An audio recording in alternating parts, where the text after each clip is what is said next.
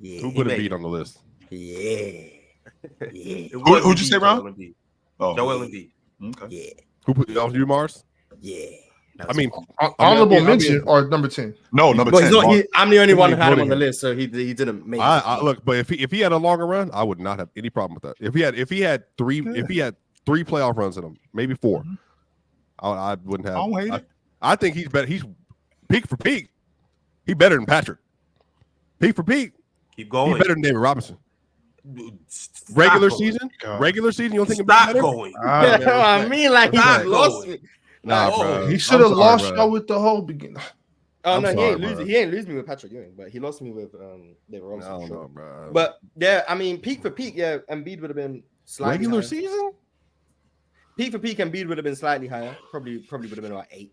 But the longevity, postseason injuries, all of that, it was like, okay, I'm gonna put him 10. Peak for peak, bro. Oh, chill. Am I tripping? I mean, peak for peak, as high as he's going is 8 for me. Like, it is what it is. Like, he's just not gonna go much higher. But Peak for peak. Man, longevity- when we talk, not David Robinson, no, we're not doing that. Yeah, We feel like David did better than him at that. We're not entertaining David Robinson today. We can, Please, No. Hyper, like, Mm-mm. Yeah. I'll debate anybody. What is David's off the limits. What is your estimation of a peak, Swipe, when you talk about a peak? How many I years? think he has 4 legit years of MVP quality play. What, 21 to now? Yes. Okay. 4 years. I think the same. It coincides with Joker and Giannis and them. I think he has 4 years where he's like best in the world talks in regular season for some people. And I think Ewing did the same thing. I think Ewing did the same thing from like 89 to like 93. He was awesome. So who's better, 89 to 93 Ewing or the last 4 years of Joel? I'll take 89 to 93 Ewing. Yes. Oh, Yes, I will. I think the defense, as good a defender as Embiid is, I think Ewing was more of a consistent defender. I think he was a better glass cleaner.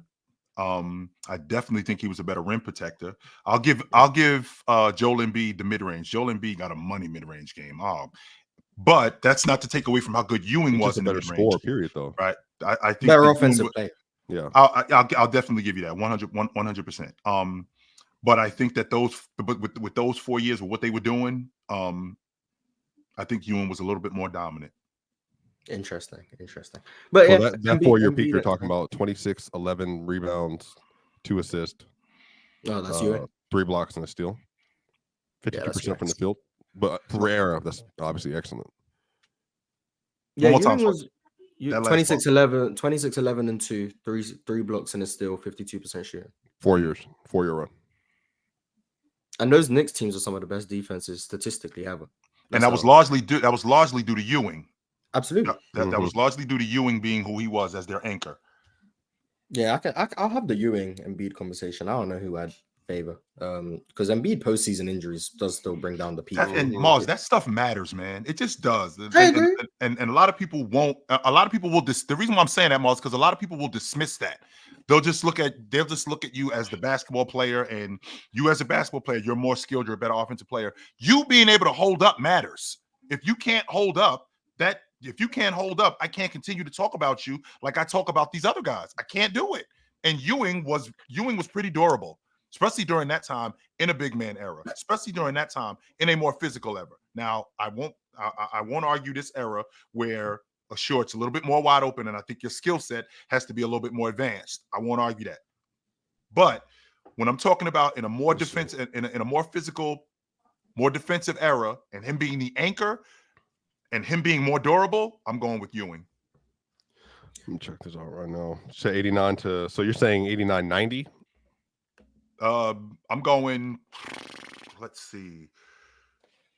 Yes, I'll go 89, 90. Those 4 years. Four years on. Yeah, okay. To 93. Ewing was a monster during this time. He was. I'm not gonna lie. Yeah, And for sure. I'll even go as far as 94 because up until 94, 95, there wasn't much of a gap between Ewing, Olajuwon, and David Robinson. It was at that point when both David Robinson and Olajuwon separated himself from those guys. Oh, we got the stat. I know. comparison. It's only just additional context. Doesn't mean it's everything. It's just additional context. I'm trying to get the whole thing in here. But I yeah, see it. so There we go. Okay, so Embiid scores more, gets more assists, more steals. Ewing gets more blocks. Embiid's more efficient. Embiid has a higher VORP, box plus minus. All of but it's this. close though on the VORP. That's just games played, obviously. That's games played. That's just availability. But the BPM is the big thing there. But the fact that Embiid's played 100 less games and has a higher VORP means that he's better. He's a much more impactful game by game player. Yeah, that's what I would mean. If you believe in VORP, not once again. I don't speak for VORP. I'm just saying that's what it would mean. But yeah, I'd have the conversation Embiid and Ewing peak for peak. The reason, spoiler, I had Ewing above Embiid, longevity, all of those things. Embiid's got in my top 10 of peak alone. He's above certain people. Robert Parrish for me, the longevity isn't enough for me to overcome how large the peak gap I think is. And then the other people I left out either played in the ABA, which I spoke about with the George Gervin stuff, smaller NBA sample. Or I just think that Embiid was just substantially better than them. So I'm willing to overlook the peak, the longevity gap. And I also do value the years that Embiid had before an MVP level, 2019, 2020, etc. Those years still count for me. So yeah, Embiid at 10. I'm fine with people not having him on, but I had Embiid at 10. Swipe, but those numbers are from a certain season or what? The 4 year stretch. The 4 year stretch. The 4 year gap, 89 through 93, and then 21 to 24 for Embiid. In Mars, other than you, I actually was the highest on Embiid. I had him at 11. He was right outside. He just I considered Embiid was a toss up for me. 10, 11. It was. I just went with Embiid. Maybe some bias in there, but the peak is too good in my opinion. It's too good. I wanted to try to squeeze him on there. It was just hard for me to make that happen. It's a hard list to get on. Yeah. All right. Embiid got action though. I mean, all it takes is one playoff run, and people are going to start throwing him in the top 10 instantly. That's all it takes. What do you mean one playoff run, Miles? Let them win the NBA championship. He's a top 5 center all time. No, people won't. People will be saying that. He's a top 5 center all time. I'm telling you right now, Swiper. Let them go deep into the playoffs and get to the NBA championship and win it. He's a top 5 center all time. He's better than Shaq. No. I'm just saying that they're just not going to rank Wilt and Bill Russell. So they're going to take them off the table. And it's going to be Hakeem, Shaq, there you go.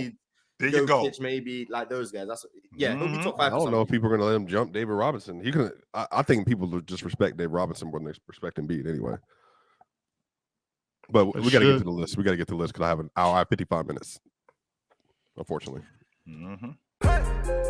It's the player choice way. Yeah, them boys don't get it started. The player choice way. You're the player choice way. Come and switch lanes into the player choice way.